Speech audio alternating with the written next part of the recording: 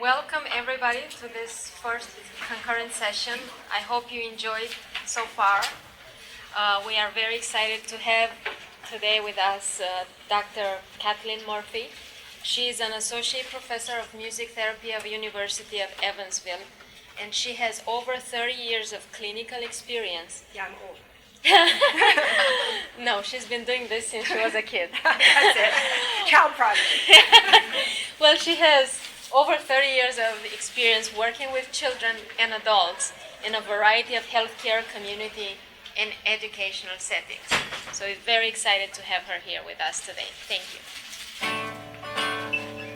So I'm a music therapist, so we're going to start with a song. If you know it, join in, clap your hands, tap your toes, whatever you'd like to do. When I get older, losing my hair, many years from now, will you still be sending me a Valentine, birthday greeting, bottle of wine? If I've been out till 2:45, would you lock the door? Will you still need me? Will you still feed me when I'm 64?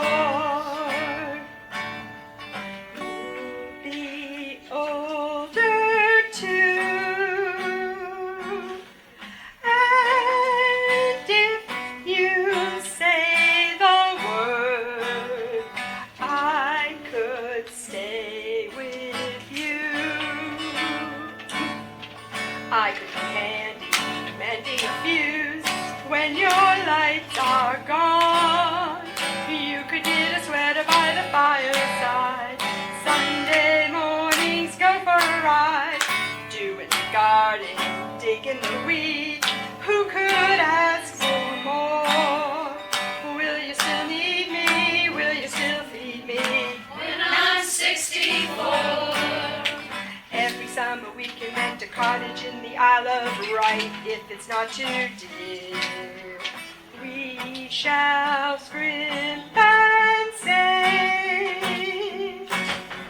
Grandchildren on my knee, they're a Chuck and Dave. Now let's clap your hands, stamp your feet, do a little bit of any kind of movement you like. Send me a postcard, drop me a line, stating point of view. Indicate precisely what you mean to say. You're sincerely wasting away. Give me your answer, fill in a form, mine forevermore. Will you still need me? Will you still feed me when I'm 64? Oh, will you still need me? Will you still feed me when I'm 64? Good job, thank you.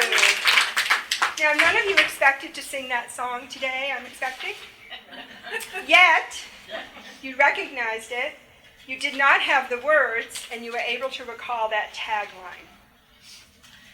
Music,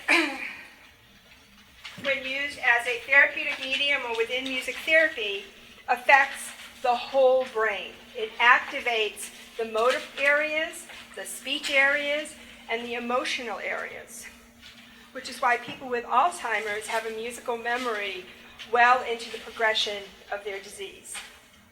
I chose to share this song with you this morning because way back last century, in the 1980s, I actually did work in a nursing care facility. And I was working with a woman who had Parkinson's disease. She was referred for individual music therapy because the staff was noticing that her mood was starting to go down. And so I cannot remember how or why this song came up, because it was a really long time ago. But I do remember the words, and this was how she transformed this song to help express her feelings.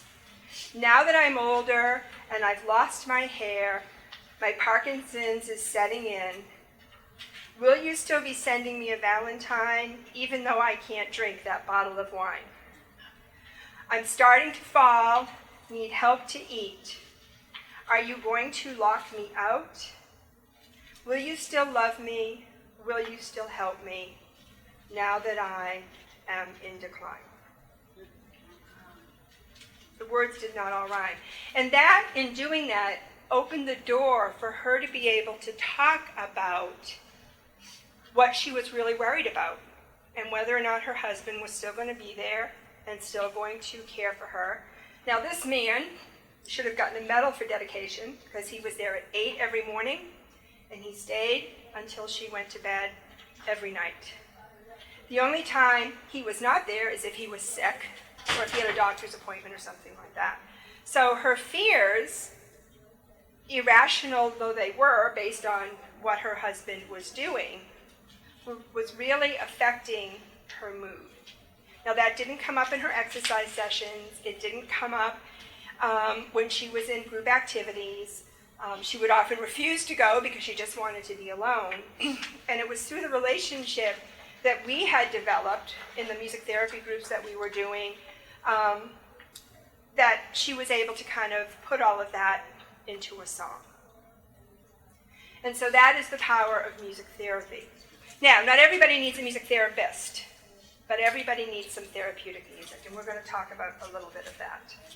So, the connection between music and health goes back to the beginning of time. Music has always been a part of healthcare. Music used to always be a part of education. In fact, Plato said it was the highest of all the arts. The Greeks understood sickness to be both psychic and physical. And so, to heal the psyche, worshipers would listen to music. Music was developed for healing purposes. If you think about the shamans in tribal countries and how their use of rhythm and using rhythm to put people in trance. And also, music has been used to communicate with the ancestors in some religions, to help bury the dead.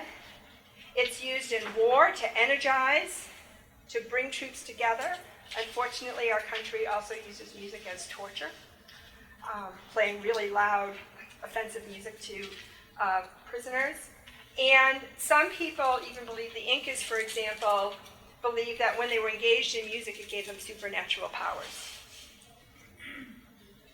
What we know is that music is found in every culture. It is a universal phenomenon, and that every culture has lullabies.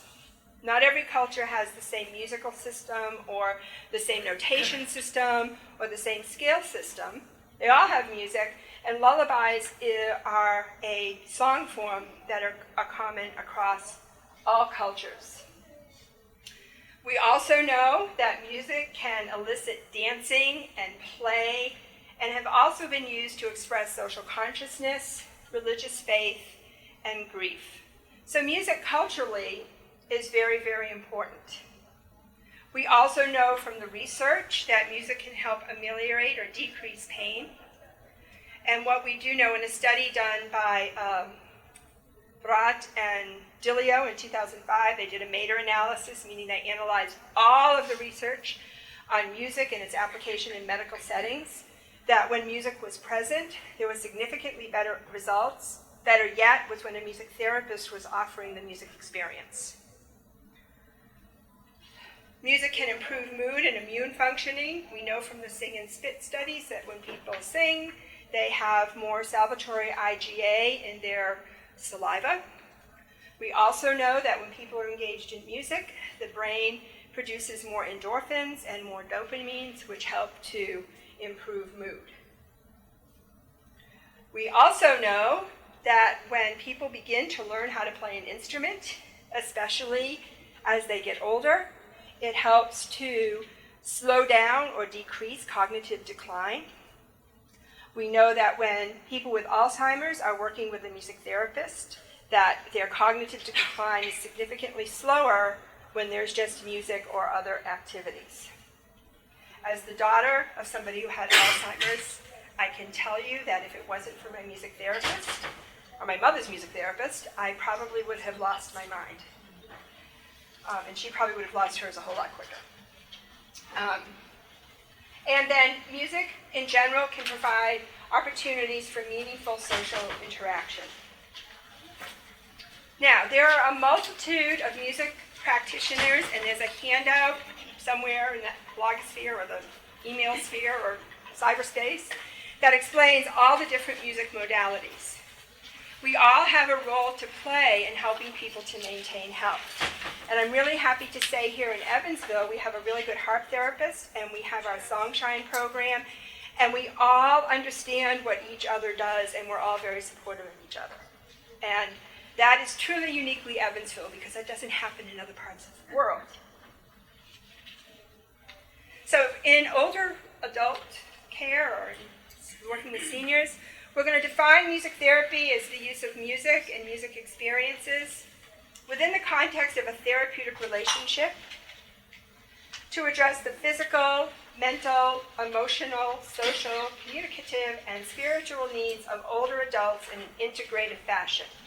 So what that means is I don't just work on motor skills, or I don't just work on communication, or I don't just work on helping somebody deal with a transition between life and death, but we deal with all of those things simultaneously. And while there might be a focus on one area or another, because music impacts the whole brain, because music impacts us mentally, physically, emotionally, and spiritually, you just can't separate it out. Daniel Levitin, I don't know if any of you have heard of him. He's a neuropsychologist hanging out in Canada these days. He's really kind of helped to clarify the difference between the use of music and music therapy. And so music therapy is an evidence-based use of music in clinical situations. We have a huge evidence base for older adults, most specifically with Alzheimer's, talking about the benefits of music therapy, working with folks who have Alzheimer's disease. So we just don't walk in and like pull a song out of the air. Although it may seem that way if you're looking at what we're doing. But there's a careful process involved in what we do. In order to become a music therapist, one must have a degree in music therapy. As part of that degree, there's 200 hours of pre-internship experience, and some of you may have run into our students. I know you have at the Evansville State Hospital. They get a variety of experiences because we work womb to tomb. So we work with babies in the NICU, all the way to the other end with older adults who are transitioning from life to death, and everything in between. After that, they do a 1,000-hour internship, a minimum 1,000-hour internship. Some people takes a little bit longer. Then we have to pass a board certification exam, and we have to recertify every 5 years by completing 100 hours of continuing education. All board-certified music therapists hold the credential MT-BCZ. So, not everybody needs a music therapist. Everybody needs music, but not everybody needs a music therapist. And as music therapists, we're educated, we're trained how to determine who needs what. And we do that through an assessment. OTs do an assessment, PTs do an assessment, music therapy has an assessment.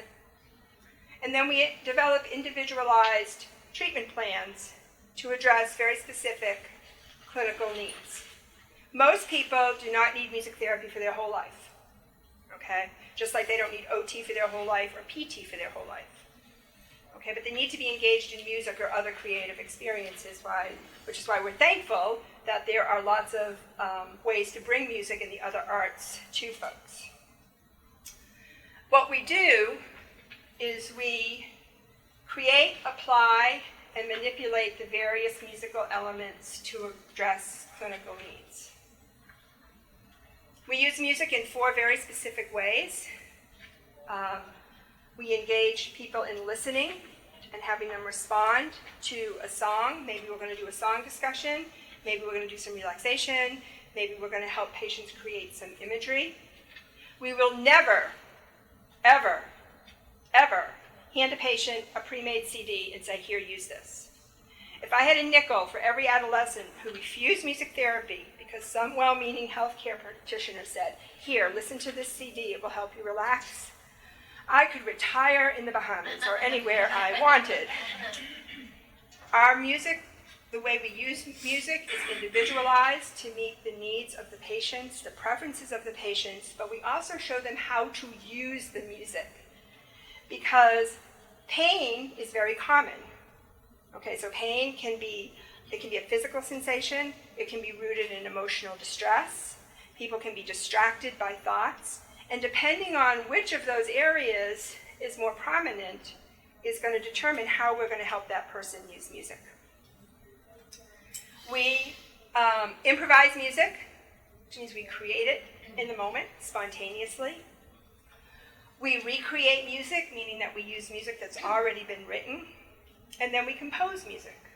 And oftentimes, song transformations are a very common way of helping our clients compose music as a way of expressing what's going on at a deeper level. At a more superficial level, we might be using it to work on vocabulary development or oral motor, I guess I need some singing, oral motor control. Music can be live. Sometimes we use recorded music, but there's always a clinical reason for every decision that we make. So I want to talk a little bit just in general about the use of music for older adults. And so these are for people who are generally active and healthy, involved in their community, maybe engaged in volunteer work, maybe still carrying out family responsibilities, and kind of fully engaged in the life of the community. These are the earlier baby boomers who are moving into retirement, right? And so there's lots of ways we can involve or we can recommend that people that we know get engaged in music. As I said earlier, and you can go to your AARP journal to even see this, is when people take music lessons, whether they learn the guitar, the piano, clarinet, flute, whatever, it helps to slow cognitive decline. It gives people something meaningful to do and starts to develop an area of their brain that they may not have developed before. And so there are lots of vocal or instrumental ensembles. I know every church in town has a church choir. Again, the Songshine program is really wonderful for some vocal experiences. I would love to tell you I knew where there was a community music school where you could take lessons. I've only been in Evansville for 3 years. I don't know that per se, but I know that the faculty at UE also offers private lessons. I haven't seen too many intergenerational music programs here, but I'm from the East.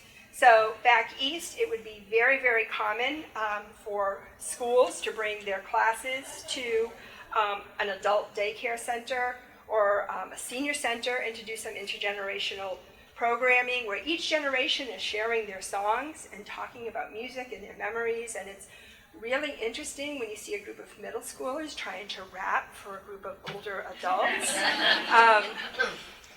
The older adults actually have a new appreciation for rap after that, I have to say. As do the middle schoolers have a new appreciation for the music back in the day. Because some of the themes of the songs are very, very similar. Okay. Spontaneous creative group experiences. So when I grew up, we'd have family reunions and everybody would pull out their guitar and we would actually sing around the campfire. At my aunt's house, I have 30-some-odd cousins. All of us are musical. Using music for reminiscence, our students actually went to Atria. You were involved in that, right? Yeah. Yes. We went to Atria, and we did a music appreciation program. So each week, we brought in a different type of music, and people would reminisce about their experiences with that music. They also gave us information that we didn't know, and we're very happy to point out the information we got wrong or forgot.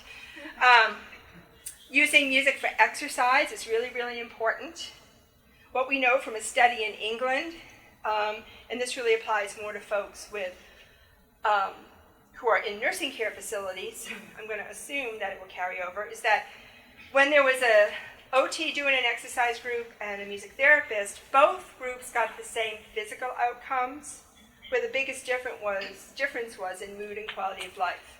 And so when the music therapist was doing the group, or when there was music there, people felt better, it improved their mood, and that carried over, and then they rated their quality of life higher. And of course, music for relaxation.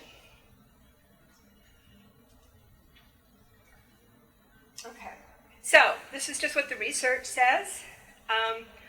I inadvertently did not send my bibliography, but if any of you want my bibliography, it's about, 30 pages long, I think. You can email me, and I would be happy to share that with you, and it has all of the research.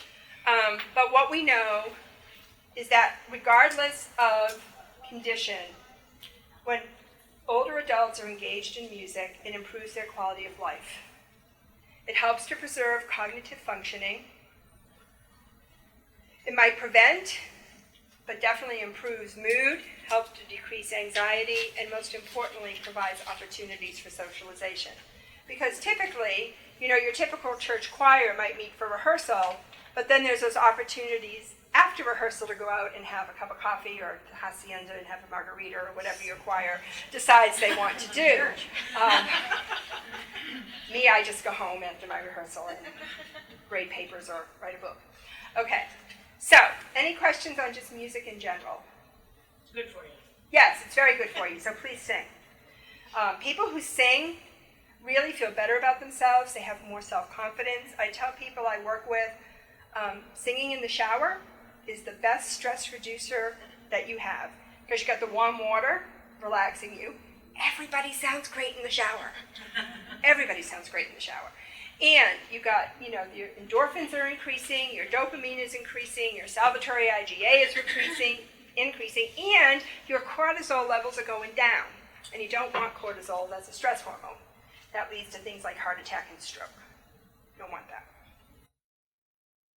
So,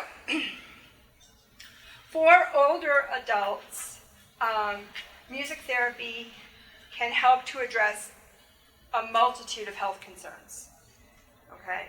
And we go across all domains, and usually the domains overlap. Again, because music affects us physically, mentally, emotionally, and spiritually. I can't put on a piece of music and say it's only going to affect how you move, because it's going to affect, you just can't turn off those other parts of your brain.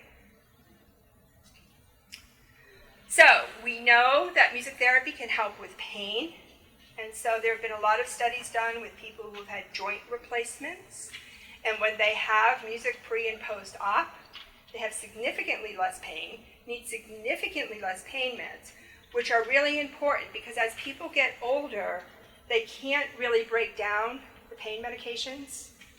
And so I think the threshold is like 80, but then it becomes dangerous for older adults to use some of those really strong pain medications.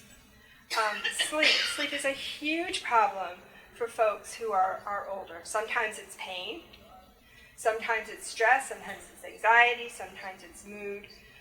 So again, using music for sleep. For some people, doing something a couple hours before they sleep works. For other people, falling to sleep with music works. Everybody is really different. We know that music affects depression, anxiety, and also grief. So there are some music therapists, again, more in the East than out here, who actually do a lot of work in bereavement. And my colleague in Asheville, North Carolina, actually has a bereavement choir.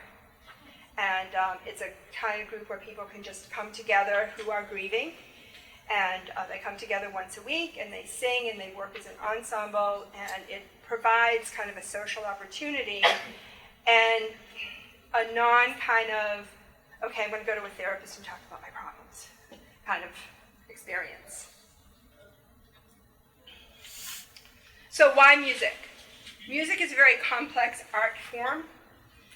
There's harmony, there's rhythm, there's melody, there's timbre, which is the individual sound that an instrument has. There's dynamics, there's rhythm. And each one of those elements of music can be used to address various physical, cognitive, emotional, and spiritual dimensions of health. We all know that music can energize us. It also can put us to sleep.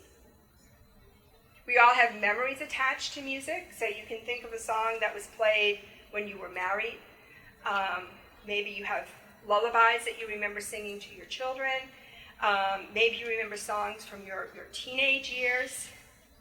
And again, it's part of every culture. So, when we move into music therapy, I'm going to talk about music therapy and rehabilitation particularly as it pertains to individuals with Parkinson's and stroke, because that's where we have the most research. Then I'll talk a little bit about memory care, and then music therapy and hospice.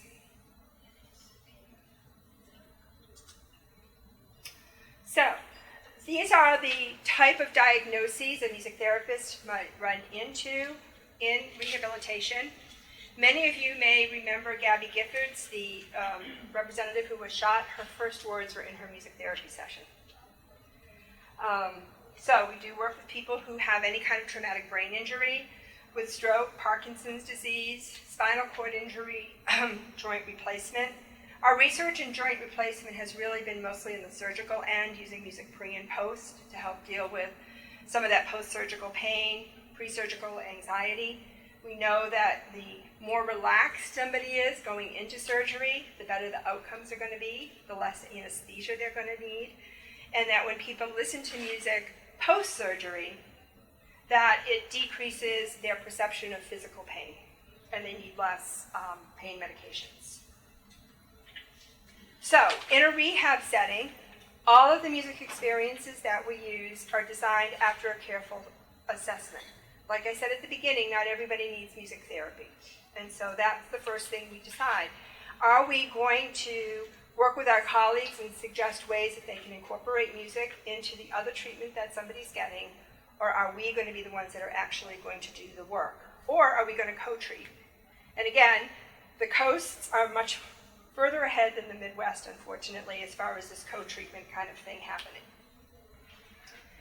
We develop a treatment plan that identifies the area of concerns, which of the music therapy methods we're going to use, what the patient's objectives are, and we do that in combination with the patient. We would never tell a patient, you need to improve your gait. Because maybe a patient doesn't want to improve their gait, and that's okay. What we're going to say is, if you want to improve your gait, if that's an objective you have, here are some things that we can do. And again, we work in an integrative manner because music affects the whole brain. I'd like you to just clap with me.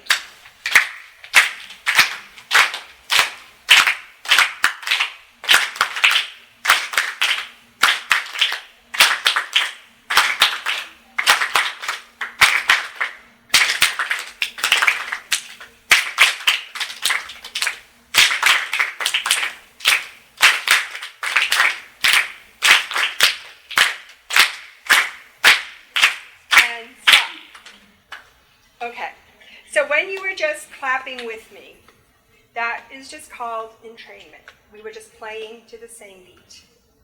When I changed the rhythm, some of you fell in quicker than others, which is okay. Some of you kept going with the steady beat, which is okay. But your brain anticipated, whether you knew it or not, what that rhythm was going to be. And then I added some dynamic changes. And when I played louder or clapped louder, you needed to use more force than when we did it softer. And so those cues, the way we use dynamics, timbre, rhythm, all can provide temporal, spatial, and force cues for movement. Michael Tout out at the University of Colorado is a pioneering researcher in the area of using rhythmic auditory stimulation with gait training in Parkinson's disease. Using those rhythmic cues, we can help people, if that is their objective, improve their gait. What we also know is that once we figure out what the preferred song is that if we do this, if we use the song and use the rhythm over time, if a person with Parkinson's disease starts to mentally sing that song as they're walking, their gait's going to improve. They're going to have a higher lift. Again, this is not my area of expertise. So, but just as they step up, it's going to all be better. So it's really going to affect their gait. You can't use any music. You can't use any rhythm. This is when a music therapist is going to be able to come in and to co-treat with the PT who's working on gait to help them develop the right rhythm, the right cadence, the right music, and all the rest. balance is a huge problem for people who are older. And what we know, and what I've been told from the people who do this research, is that if somebody can maintain their balance for 3 seconds on one foot without falling, that they are going to be less of a fall risk. So I would invite you all to stand up if you would so like to do this. And just right now, stand on one foot, and then go to the other, and go to the other. Yeah, let's add a little music to it. Daisy, Daisy, give me your answers true. I'm half crazy, all for the love of you. It won't be a stylish marriage. I can't afford a carriage, but you'll look sweet upon the seat of a bicycle built for two. Second verse. Oh, dear Bill, here is my answer true. I'm half crazy, all for the love of you. It will be a stylish marriage. You must afford a carriage. A little more energy. 'Cause I'll be damned if I'll be crammed on a bicycle built for two. Good job. Yeah, back in the 80s, one of the old ladies in the nursing home taught that to me. Gotta teach you this. But there's some emphasis in there, right? You know, you're gonna find me something other than a bicycle built for two. So I can change the dynamics and the tempo, and we can put more energy into it, and you don't even realize you're exercising. Okay. So for communication, we know that music parallels speech. Music and speech share timbre. We all have a unique quality to our voice. My voice doesn't sound like yours. Your voice doesn't sound like mine. We have the structure. So there's a phrase structure in singing. There's a phrase structure in speaking. Tempo. Some people talk faster than others. I'm from New England. I talk very fast. Stress, emphasis, where we put the accent on syllables. And then there's pauses. So we use these elements to help develop speech. A lot of music is repetitious.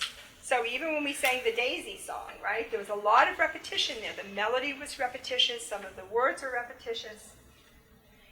There are predictable lyrics that we can use for word retrieval to help people, again, start to regain their speech.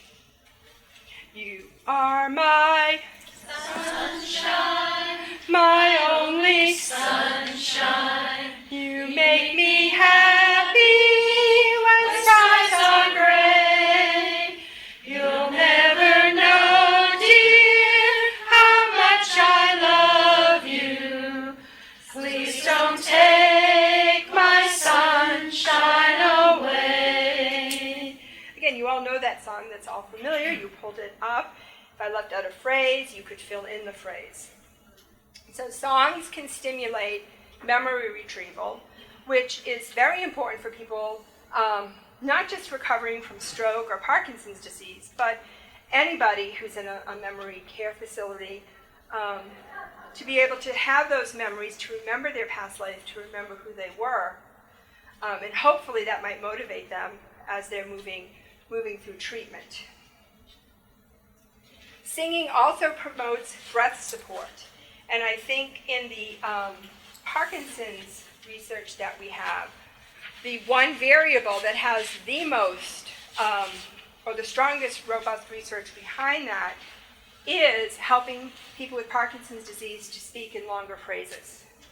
So we can help develop breath support. It also, when we sing, it helps to relax some of the vocal cord folds, which helps with production also. So, cognitive, useful as a mnemonic device. I think I forgot to give you another handout. Okay. So my colleagues in England do a lot of work with people who have traumatic brain injury, and which could be a stroke, it could be from a gunshot wound, it could be from a car accident, it could be from whatever.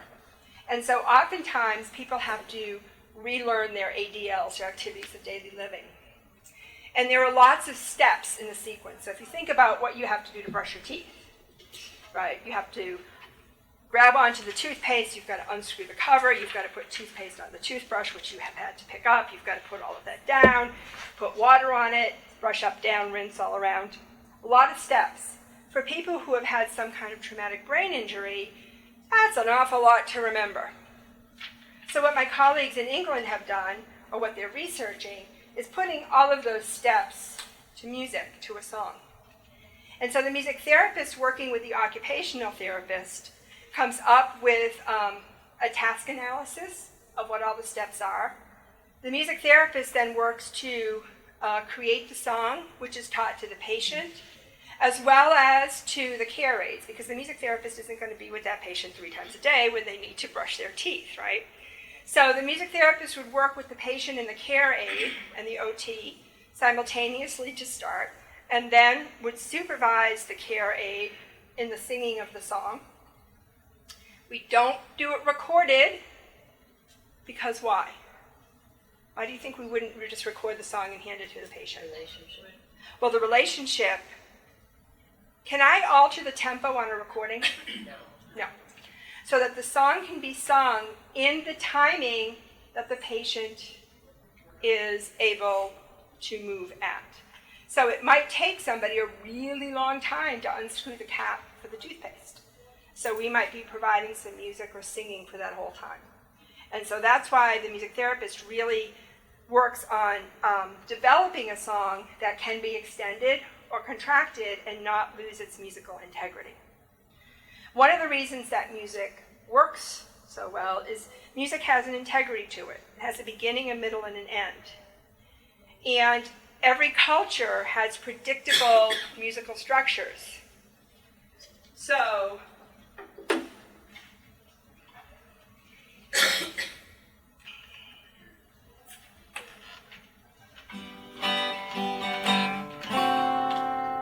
does that sound complete to you? Something's missing, right? We need to go back here. Our ear is used to hearing that. So when we build in those predictable musical structures to the music that we write for our patients, it's also an auditory cue of where they are in the process, beginning, middle, end. And if anybody wants that research study or the song, again, just email me and I would be very happy to send that to you. We also talk about executive functioning. So if we are going to do any kind of songwriting, that requires the ability to identify, organize, and express thoughts. I just can't throw out a bunch of words if I'm going to write a song. Although I suppose if you listen to rap today, you might think that. But that whole process, when I worked with that woman with Parkinson's disease to write that song, she really had to think about, what am I concerned about? How can I organize this? And obviously, as music therapists, we're here to help support that process. Maybe offer a suggestion or two. But that's all executive functioning. It's how we organize our thoughts. So, what we know from the research is that when people work with a music therapist, that there are significant improvements across all health domains. Especially in Parkinson's disease, we're seeing really significant improvements in brain kinesia. Also also improvements in balance and flexibility. And this is when it's compared with music versus music therapy versus no music. And usually the music therapy comes on top, followed by music, followed by no music. For speech and communication, we see improvements in rate, in flexibility and intensity, meaning how loud somebody is speaking, improved phonation length, how many words somebody can get out before they have to take a breath, and then improved intelligibility. Why music therapy seems to come out on top is because of these last two. Because there's an improvement of mood, decreased anxiety, and improvements in overall quality of life. Any questions on that? Can somebody tell me what time it is? It's 11 and 10 minutes. I have 10 minutes to go. Okay. How fast? Okay. I'm from New England, I can do this. So, for music therapy, in general, music is going to elevate the mood and spark a response in somebody with Alzheimer's disease. Music can be dangerous, though, because not every person with Alzheimer's disease likes the same music or has the same tolerance. My mom, I told you earlier, had Alzheimer's. My mother could not sing a note in tune for her life, but she could tell you if you were singing out of tune.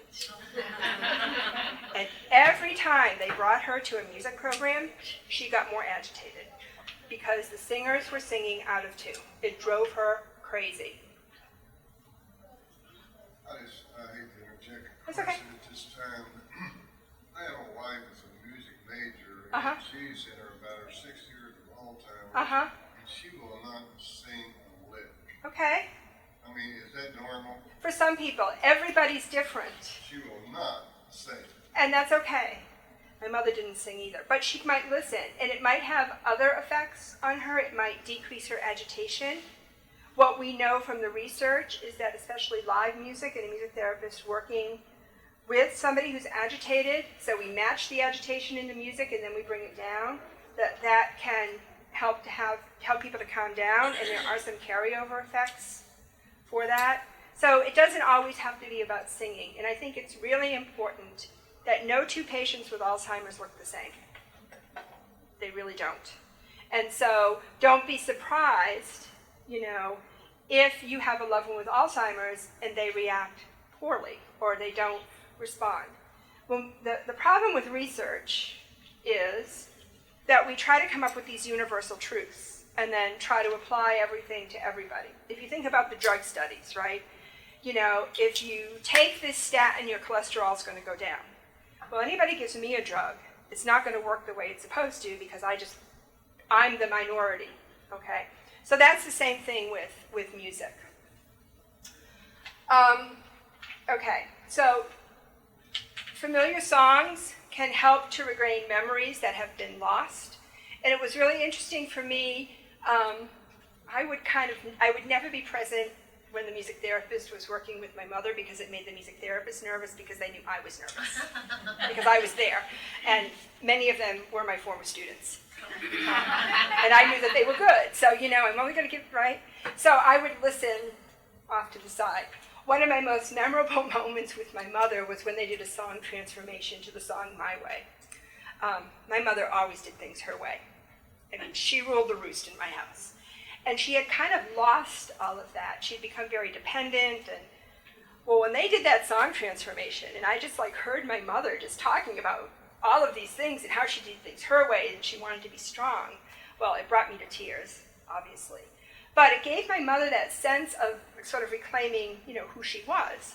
Now, she didn't remember it for days and days and days, but we did have a couple of good days after that session. So, we use music in Alzheimer's. It's the deliberate and purposeful use of music to develop, strengthen, and maintain skills and abilities, to enhance quality of life.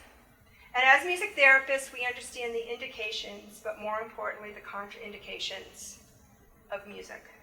And so as you were saying that your wife doesn't sing, bringing her to a sing-along might be contraindicated.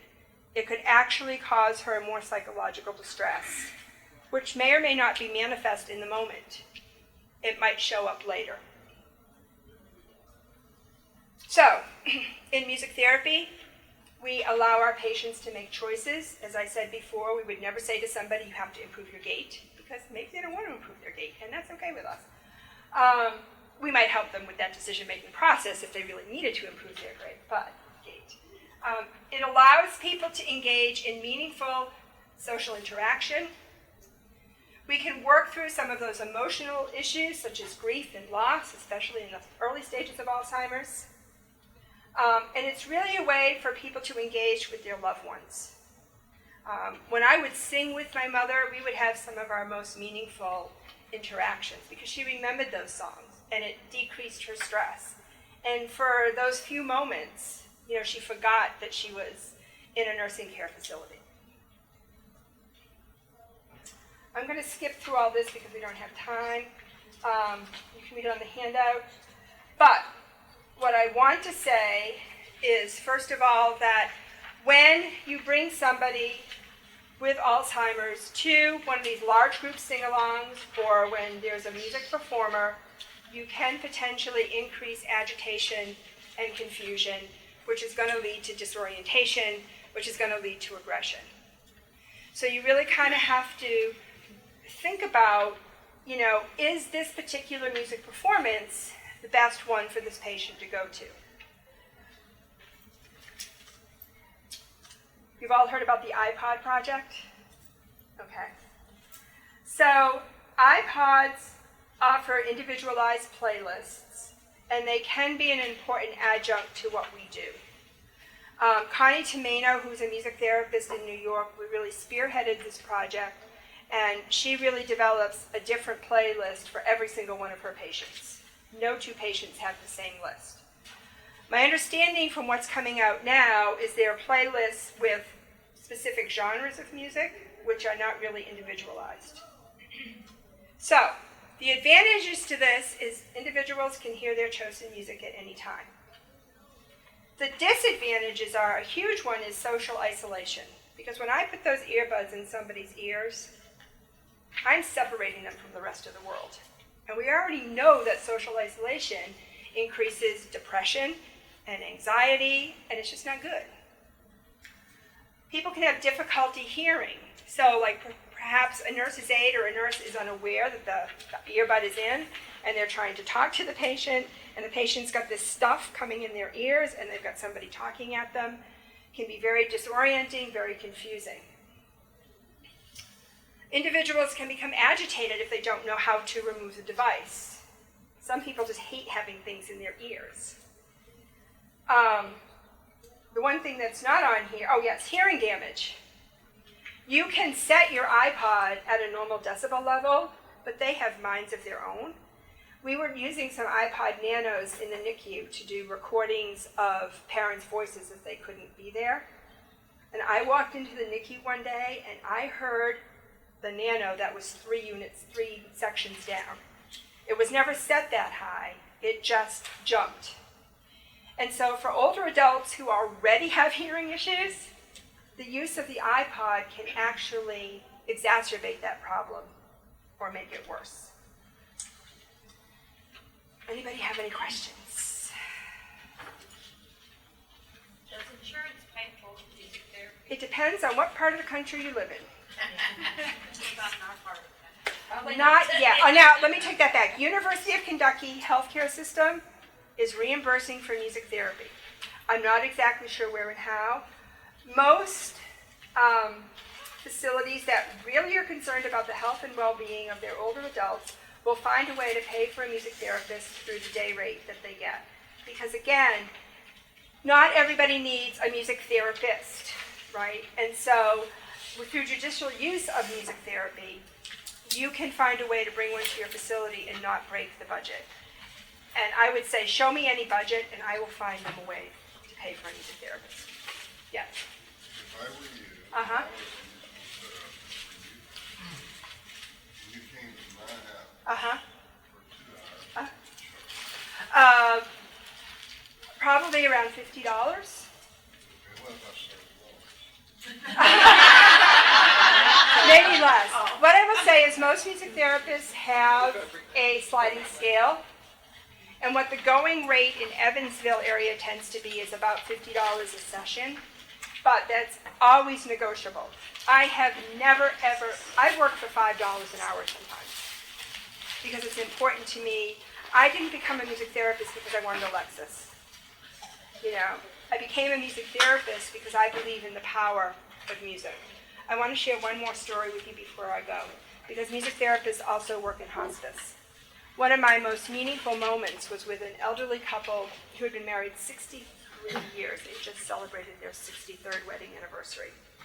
And this woman had cancer and was in that phase between being alert and being non-alert, and was more non-alert, had not had any meaningful interaction with her husband in a few days. So I went in to visit this couple, and I asked the husband if they had a favorite song, which happened to be Amazing Grace. So I spent some time watching this woman, watching her breathing. I kind of entrained and attuned my playing. I began to sing softly. I invited the husband to sing with me. The woman opened her eyes, reached out her hand, looked at her husband, and said, "I love you." And she passed within a couple of hours. That's why I'm a music therapist. And because I have great students like Jennifer. So thank you very, very much. Please feel free to email me if you have any questions or concerns, or if you need any more information.